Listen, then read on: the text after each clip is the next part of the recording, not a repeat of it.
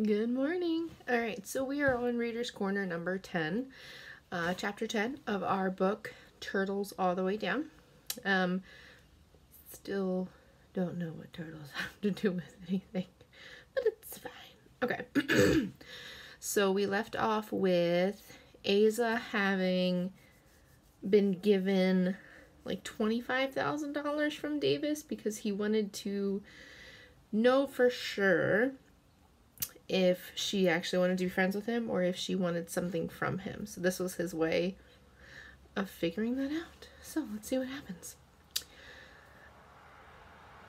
I texted Daisy the next morning while I was still in bed. Big news, call when you can. She called immediately.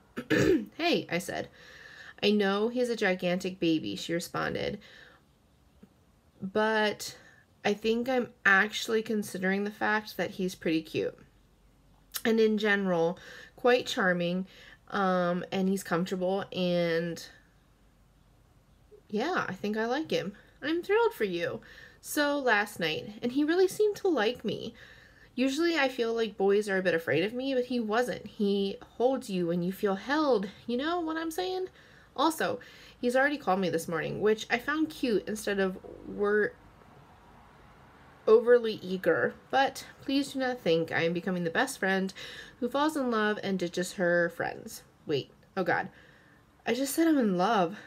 We've just been going out for like 24 hours and I'm dropping L-bombs. What is happening to me? Why is this boy I've known since 8th grade suddenly so amazing? Because you read too much romantic fan fiction? There's literally no such thing, she answered. How's Davis? That's what I wanted to talk to you about. Can we meet somewhere? It's better if I can show you. I wanted to see her face when she saw the money. I already have a breakfast date, unfortunately. I thought you weren't ditching your friends, I said. And I'm not. My breakfast date is with Mr. Charles Cheese. Alas, can it wait till Monday? Not really, I said. Okay, I get off work at 6. Applebee's might have to multitask, though, because I'm trying to finish a story. Don't take it personally, okay? He's calling, and I have to go. Thanks, love you, bye.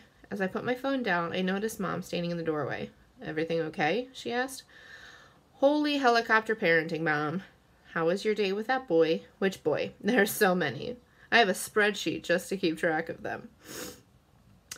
To kill time this morning, I went through Noah's file of entries from his dad's notes app.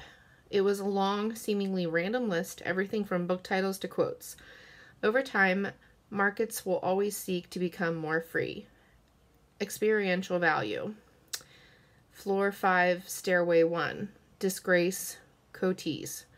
It went on like this for pages, just like memos to himself that were inscrutable to anyone else. But the last 4 notes in the documents interest me. Maldives, Kosovo, Cambodia. Never tell our business to strangers. Unless you leave a leg behind, the jogger's mouth. It was impossible to know when those notes had been written and whether they'd all been written at once. But they certainly seemed connected. A quick search told me that Kosovo, Cambodia, and the Maldives were all nations that had no extradition treaty with the United States, meaning that Pickett might be allowed to stay in them without having to face criminal charges at home. Never Tell Our Business to Strangers was a memoir by a woman whose father lived on the run from the law. The top search result for Unless You Leave a Leg Behind was a news article called How White-Collar Fugitives Survive on the Lam. The quote in question referred to how difficult it is to fake your own death. The jogger's mouth made no sense to me, and searching turned up nothing except for a bunch of people jogging with their mouths open. But of course, we all put ridiculous things in our notes app that only make sense to us. That's what notes are for. Maybe he'd just seen a jogger with an interesting mouth. I felt bad for Noah, but eventually I set the list aside. Harold and I made our way to Applebee's half an hour early that afternoon. For some reason, I was scared to actually get out of the car, but if you pulled down the center segment of Harold's back seat, you could reach directly into the trunk. So I wiggled my way back there and fumbled around until I'd found the tote bag with the money, my dad's phone, and its car charger. I stuffed my bag under the passenger seat, plugged in my dad's phone, and waited for it to charge enough to turn on. Years ago, Mom had backed up all of Dad's pictures and emails onto a computer and multiple hard drives, but I like swiping through them on his phone, partly because that's how I'd always looked at them. but mostly because that was something magical about it being his phone, which still worked 8 years after his body stopped working. The screen lit up and then loaded the home screen. A picture of my mom and me at Juan Solomon Park, 7-year-old me on a playground swing, leaning so far back that my upside-down face was turned into the camera. Mom always said I remembered the pictures, not what was actually happening when they were taken, but still, I felt like I could remember. Him pushing me on the swing, his hand as big as my back.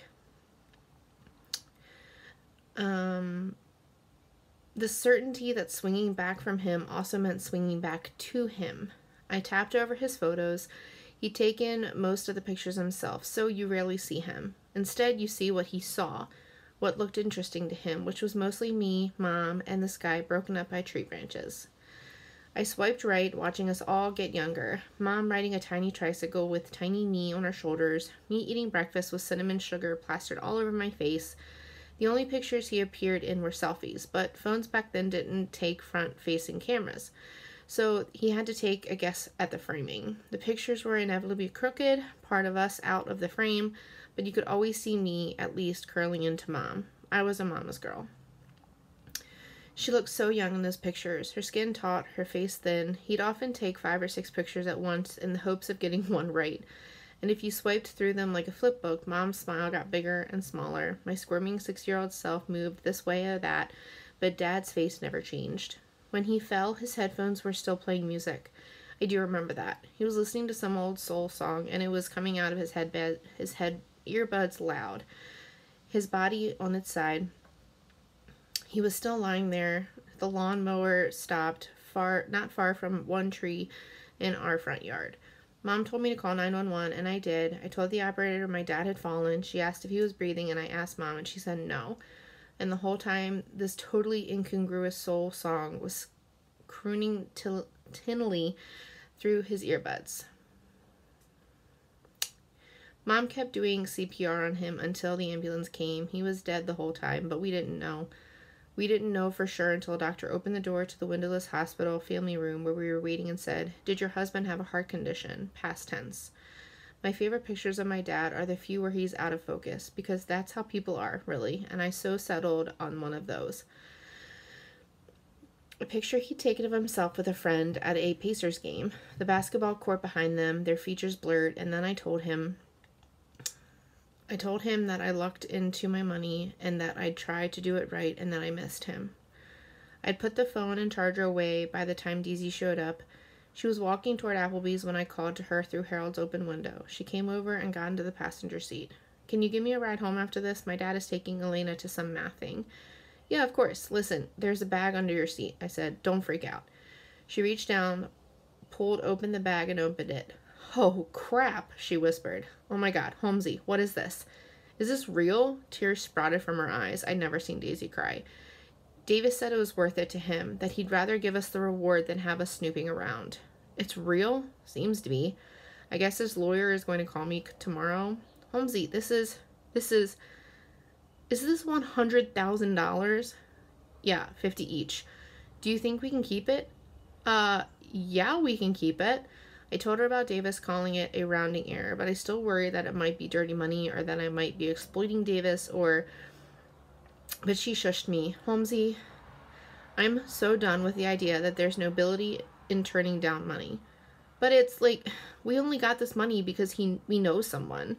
"Yeah, and Davis Pickett only got his money because he knew someone, specifically his father. This is not illegal or unethical. It's awesome." She was staring out the windshield. It had started to drizzle a little, one of those cloudy days in Indiana when the sky feels very close to the ground.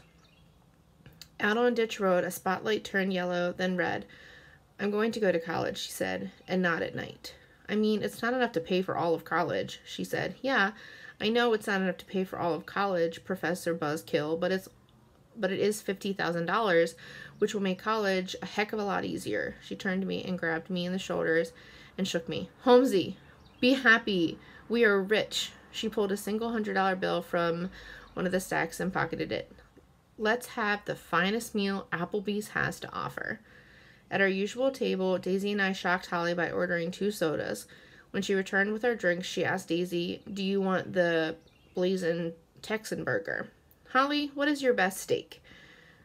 Holly, unamused as usual, answered, none of them are that good. Well, then I'll have my usual blazing Texan burger, but I'd like to upgrade my side to onion rings, and yes, I know it's extra. Holly nodded, then turned her eyes to me. Veggie burger?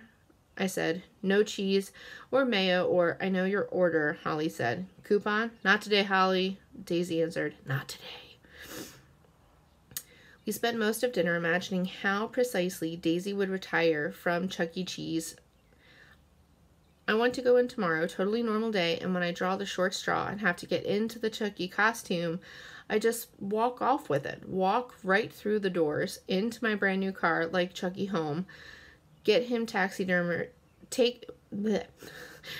Walk right through the doors into my brand new car, take Chucky home, get him taxidermied, and mount him on the wall like a hunting trophy. It's so weird putting the heads of stuff you've killed on the wall, I said. Davis's guest house was full of that stuff. Tell me about it, Daisy said. Michael and I were in the actual shadow of a stuffed moose head. BTW, thanks for walking in on us. Sorry, I wanted to tell you that you're rich, she laughed and shook her head again in disbelief. I ran into Noah, by the way, the little brother. He asked if I knew about his dad and showed me this list of his notes. Here, I said, and showed her the list on my phone. His last note was the jogger's mouth. That mean anything to you? Daisy shook her head slowly. I just feel bad for him, I said. He was crying and everything. That kid is not your problem, Daisy said. We're not in the helping billionaire orphans business. We're in the getting rich business, and business is booming. Well, $50,000 isn't rich, I said. I mean, it's less than half of what IU would cost, which was the state school a couple hours south of us in Bloomington. Daisy went quiet for a long time, her eyes blinked by concentration. All right, she said at last. Just did some mental math. $50,000 is like 5,900 hours at my job, which is like 700 8-hour shifts, if you can even get a full shift, which usually you can't. So that's 2 years of working 7 days a week, 8 hours a day. Maybe that's not rich to you, Holmesy, but that's rich to me. Fair enough, I said. And it was all sitting in a box of Cheerios. Well, like half of it was in a box of shredded wheat. You know what makes you a solid BFF, Holmesy? That you even told me about the money. Like, I hope I am the sort of person who would go halvesies with you on a 6-figure lottery situation. But to be perfectly honest, I don't trust myself. She took a bite of her burger and mostly swallowed before saying, this lawyer guy isn't going to try and take back the money, is he? I don't think so, I said. We should go to a bank, she said. Get it deposited now. Davis said we should wait to talk to the lawyer. You trust him? Yeah, I really do. Aw, Holmesy, we've both fallen in love. Me with an artist, you with a billionaire. We're finally leading the debutante lives we always deserved. In the end, our meal cost less than $30, but we left Holly a $20 tip for putting up with us. Oh, wow. Chapter's over. I'm so intrigued. Okay, well, stay tuned for chapter 11. Bye!